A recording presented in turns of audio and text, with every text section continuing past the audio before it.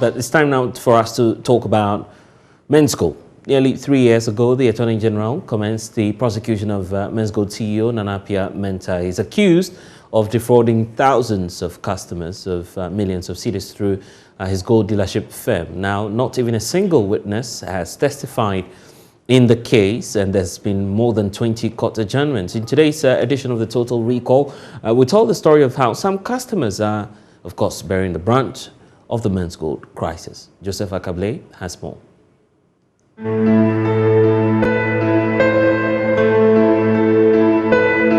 I nearly killed myself that day. I nearly killed myself. Even the day I went to Menzgold, I heard it on radio, but I could say it's not true. So I myself went to their head office at Jolu. So as somebody told me the thing, that hey, now one thing I just fell down, and then some of my friends put water on me before I get up. I nearly hung myself. I did it cry because my wife and the children came to saw me that I was dead, tight and myself, because that is my life. That is everything to me. I don't have anything. My family, there is nothing. So I'm the one that I struggle to help the family.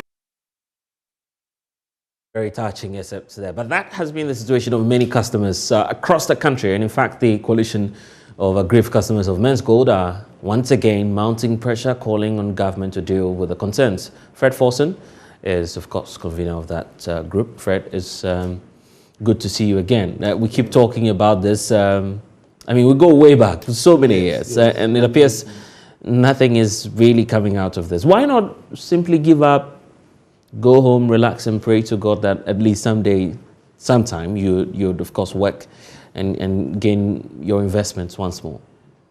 I wish that could be the case, but you know, it shouldn't work that way, and we must not stop at demanding for a locked up investment, because we are all living in the society and we know that this is a deliberate attempt to deny the customers of their rightful investment.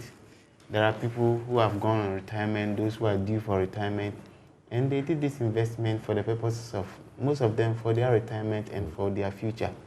And so it will be impossible for us to leave this and just allow the thing to go like that. To be honest with you, we are demanding our money, and we are not going to stop today or tomorrow until the last person invested in Menzgold is paid. And in our view, we believe that it's government that must rise up to the occasion, because from what is happening, the item that you read, yes, and even from our brother, right, he represents one of the many people who are suffering in silence. Just this morning, I think when I came for the morning show, right, I heard that there is a customer who died just 2 days ago in Takrady. Even that one, it's not even part of the 179 people that we know. And so I don't think we should allow this Menzgold issue and say that, oh, number one, and whoever is behind him or the people who are supporting him should just go and chop the booty. No, that one will not happen. And as a country, the earlier we accept that it's a responsibility for the nation to ensure that the customers are settled, the better. Because as long as we have life, we will continue to pursue this money and we shall get it. But it appears that your group and your activities, for that matter, have gone under the radar for some time. Yes, because the strategy is that, you know, we approach Parliament, and thankfully we sent a petition. There is now a motion, a private member's motion. It's even the more reason why we are calling the Attorney General or the government to rather work with this MP who has filed the motion. Because we believe that even this petition that we sent to Parliament, or even this private member's motion, it should have been a government business, okay? Because the same strategy was used in the DKM issue in 2016. So government did not take the initiative. We have taken the initiative, and we want the government to adopt this motion, because if the government really wants to see the citizens freed or the problem resolved, I'm sure government had a good intention in going to the court. I believe so. So if they have that good intention, we believe that Parliament is the solution. But this is a problem that a similar one was solved in 2016 in the DKM matter. So why don't you adopt the motion in Parliament, use it as a government business, because the Parliament will be able to help you to unravel the mystery surrounding this Menzgold issue. And there you can have a solution. Otherwise,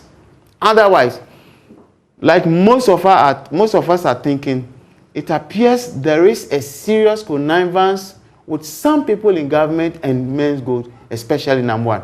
But the because only like way out, but I guess the only way out would be through government.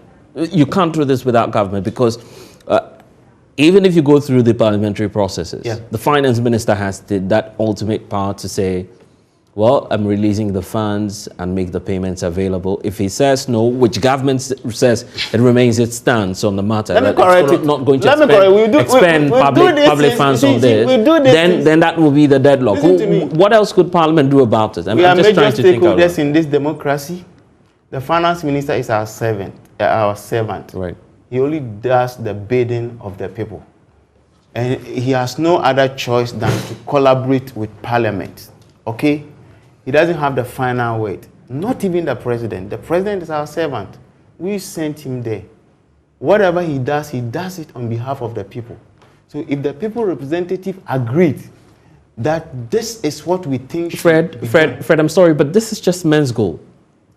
Menzgold is not just Menzgold. About 25% of the adult population are connected in one way or the other. Really? Yes. 25%. We have lawyers, we have Supreme Court judges, we have churches. There are some churches, one of the Saturday church, they have 2 million Ghana cedis in Menzgold. SDA, Church of Pentecost, Methodist, the Christian, Catholic, almost every church. So Menzgold is not like we the Fianga, Tengelenge people you see around. There are big people behind us. I'm telling you. Who have made investments? Yes.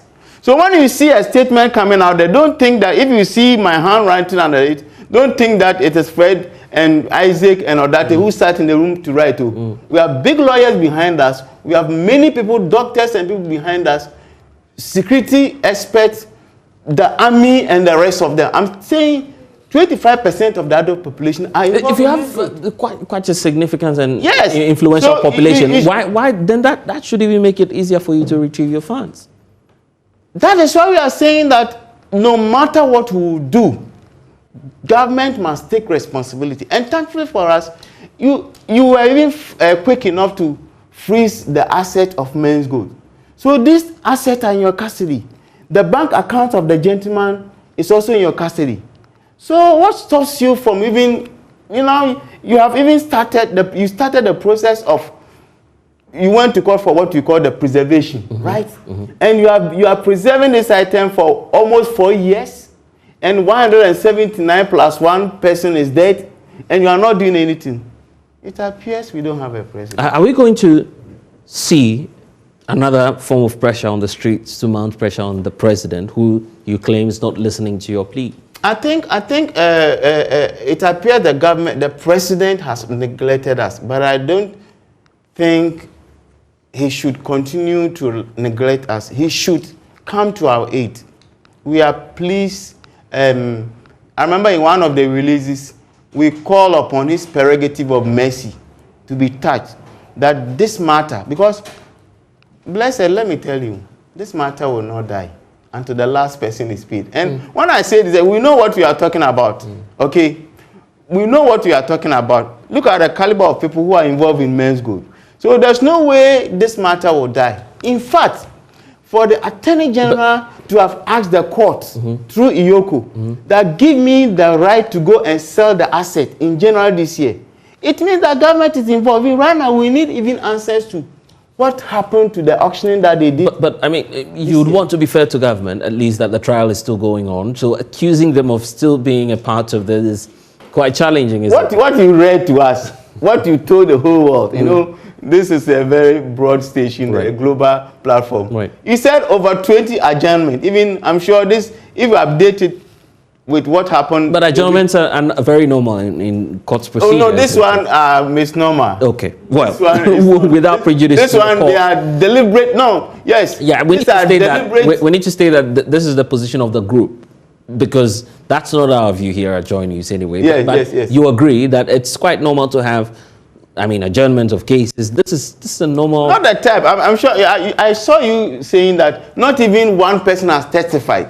And you see, Menzgold issue is not a murder case. These are investments that are locked up. So investigating this Menzgold, I'm sure a first starter investigator should be by now more than 48 months down the line should be able to come up with a watertight case and say that we are going to prosecute, and not even a single person has even been called. It should tell you. Right. It should tell you, and let me tell you, it should tell you that the Attorney General is playing palongo in the court with the case. How would you prefer the money disbursed? From government's coffers or allowing Menzgold to do the distribution once more? You see, that right now, I keep on saying it.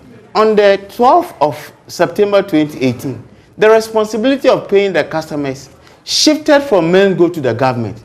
Because you shut down the company, you proceeded with a freezing of the asset. So it's government. Sell the asset and tell us that, okay, the total cost involved in this matter is, let's say, 100 cedis. When I sell the asset, I will get, let's say, 40 cedis. And then the 60 cedis, we come to the table. And here's the bigger challenge. And here's the challenge I see with the approach that your group has been advocating for. We'll come to a point where government will then be faced with the challenge of trying to get the database of customers. It's available. We have our database. But that's your database, not from Menzgold anyway. So you call Menzgold because currently... And will Menzgold be willing to provide that data? We have sent a data to to Parliament. I'm sure in the process of looking at the investigation, Menzgold will be invited to provide or come and confirm or disown data. Yeah, they could disregard that anyway. If you disregard it, bring your data. If you don't bring it, then we go with what we have. And that's the point where potentially we could have criminality coming again. No. Because if I come to you and if I register as your member and you ask me how much, of course, Menzgold has to give back to me. That's not how we I could put the figures out there. Right? I'm telling you, the data we have is credible. It's an honest data. But it's not from Menzgold. It's not from Menzgold. But it's from us, the customers. Yeah. So if they have different data, they should come and disprove it. I mean, I want us to get there. And that could make you multimillionaires if we're to grant that. Because someone could walk in and say, well, my dealings with Menzgold amount to some 1.5 million Ghana cedis. How are you going to disprove that, for instance? So you are telling me that if I have a transaction with you and you give me a document that proves that I have a transaction with you, in the event that you are no more there, or I produce my document and it's authenticated that this is authentic document, I still need you to come and confirm. Authentication will be a challenge for it. Authentication will be a challenge for it. The one to authenticate the transaction. Listen to the word. When you deliberately fail to come and confirm, then I should be denied. The one to authenticate the transaction. Well, but the one to authenticate the transaction here will be Menzgold. It doesn't always work so. I remember when the banks were collapsed, they appointed a receiver. It's the receiver that authenticates those documents. You don't necessarily need Kwesindum or Comrade before to come and say that, yes, you worked in Unibank, so I gave you the document. There is a receiver. It's done professional. You appoint auditors, okay? When auditors come to your firm, sometimes you don't even need to be there personally. Your books are there. They look into your books and authenticate whatever you have written. If they have any doubt, they go further to do further checks. So it doesn't require your presence or your word. The most important thing is that the books are there. And I'm sure they have several ways of assessing whatever documents a customer has. Would you wish that government, goes back, meet with the finance minister and begin the disbursement even without the criminal or civil prosecution, whatever it is? We have suggested that from the way things are going, we have suggested that government could suspend or delay the criminal prosecution, okay, and look at the civil route. That's why we believe the parliamentary approach is very, very important and to help the government to do it. So, like, we believe what you just said, that sit down with the finance minister, if you like, bring one of the representatives of the leadership or their consultant or whatever into it. Let's look at it and resolve it. Because lives matter more than even the criminal prosecution. Because the criminal prosecution is not going to yield anything to us beneficially. Yes. Okay. We need to go. Do you know the whereabouts of Nam1 anyway? We just discovered there's a document, during the 2019 financial sector bailout.